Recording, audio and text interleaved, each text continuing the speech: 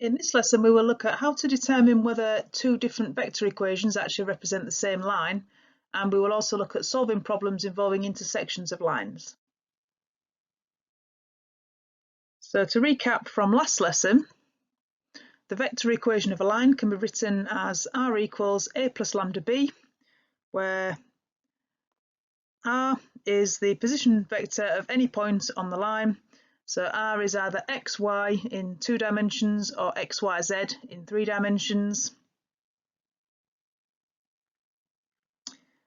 And then a is the position vector of a specific point that we know on the line. B is the direction vector of the line, and lambda is a scalar multiple of that direction vector b. So unlike in the Cartesian case, where an equation of a line would be unique to that line, other than multiples of the same equation, a vector equation is not unique. There are different ways that the same line could be expressed using vectors.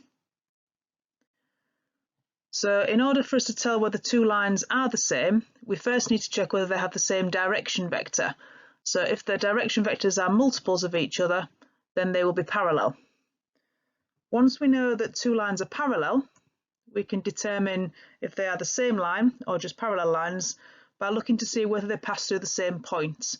So if we take a point from one line and show that it lies on the other line, if they are also parallel, then they must be the same line. So using the idea that two vector equations of a line represent the same line if they are parallel and also pass through the same points, pause the slide now and determine which of these two lines are in fact the same line.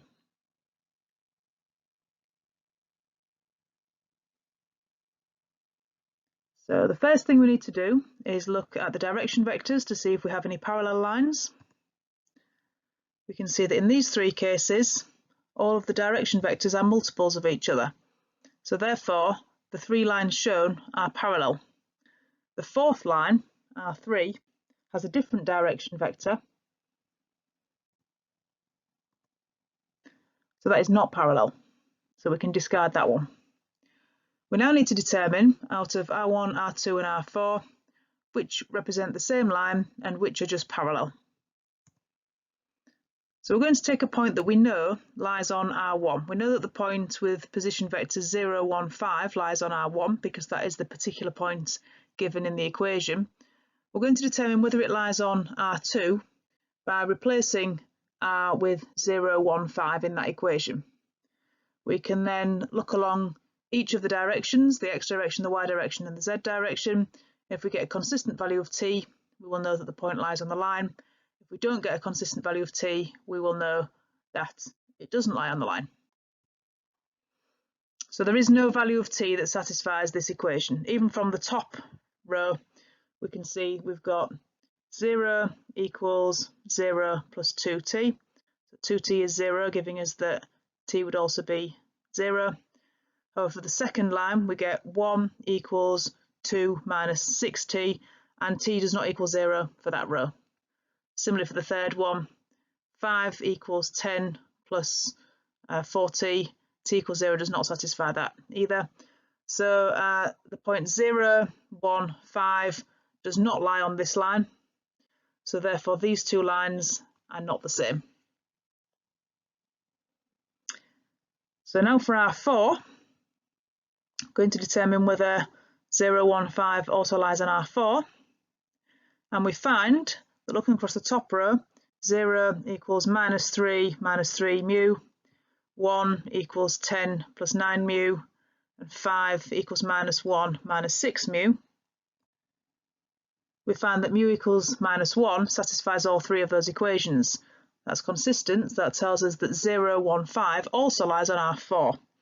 So because R1 and R4 are parallel and pass through the same point, they must therefore be the same line.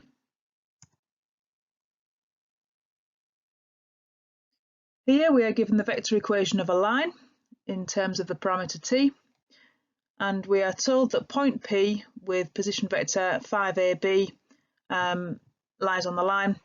we want to find the values of A and B. So because we know that P lies on the line, we can substitute the position vector of P in where X, Y, Z or R goes. So we are going to get 5AB equals minus 1, 1, minus 3, plus T, 2, minus 2, 5. So reading across the X direction, we get the equation 5 equals minus 1 plus 2T, which leads us to 2T equals 6, so value T equals 3. Because we know that the point lies on the line, we know that this consistent value of T will also work in the Y and Z directions. So now we know that A equals 1 minus 2T. We know that T is 3, so that is 1 minus 2 times 3, which gives us A equals negative 5. And then for B, for the bottom row, we get B equals minus 3 plus 5T. Again, we know that T is 3, so we have minus 3 plus 5 times 3. That is 15 minus 3, giving us B equals 12. So the point P is 5 minus 5, 12.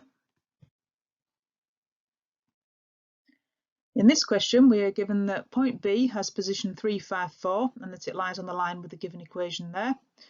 If we didn't know that it lied on the line, we could have verified by substituting 3, 5, 4 in for vector R and showing that we've got a consistent value of lambda. However, we don't need to do that here because we are told it lies on the line. We want to find the possible positions of point Q, which also lies on the line, such that the length BQ is 15.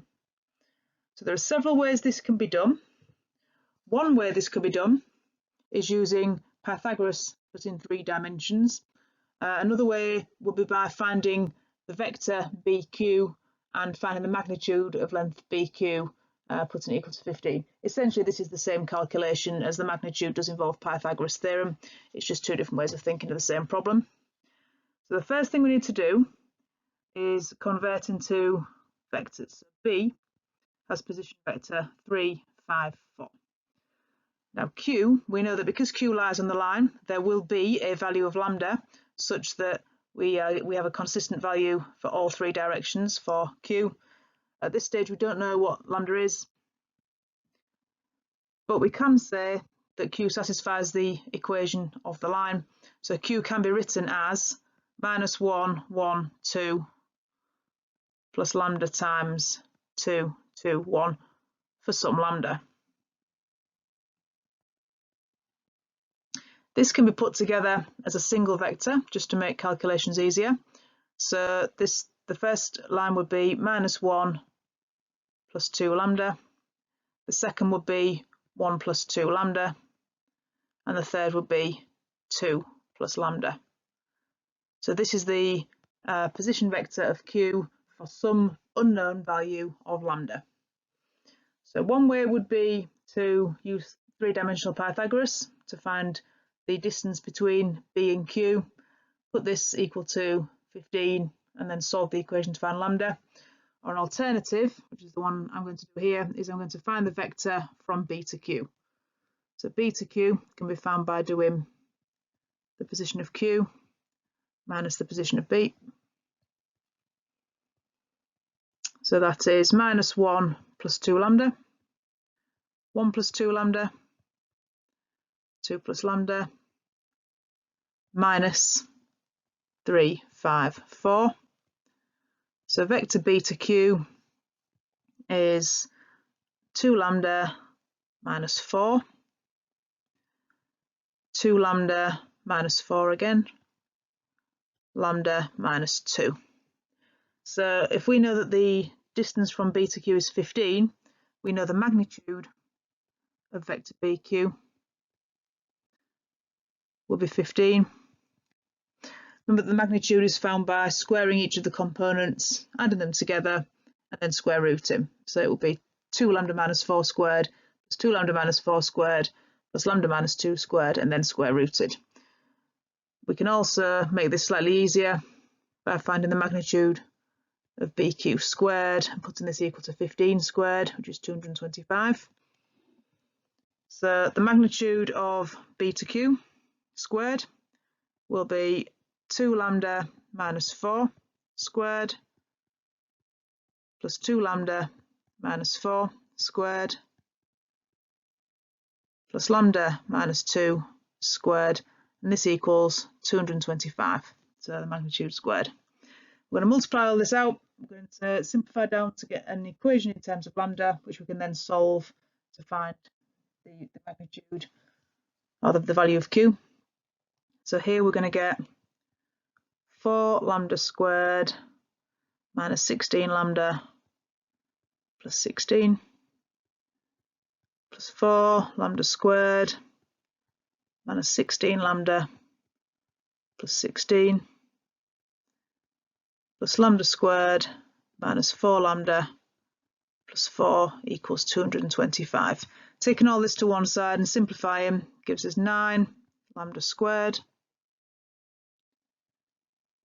minus 36 lambda minus 189 equals 0. So solving this gives us two values of lambda, 7 and negative 3. So we've been asked to find the positions of Q. We already have an expression for Q in terms of lambda. That's here. So we're just going to substitute each of the two lambda values in that we've just found to find our two possible vectors for Q. So when lambda equals 7, we get minus 2 plus 2 sevens, so 13. 1 plus 2 sevens, which is 15. And 2 plus 7, which is 9.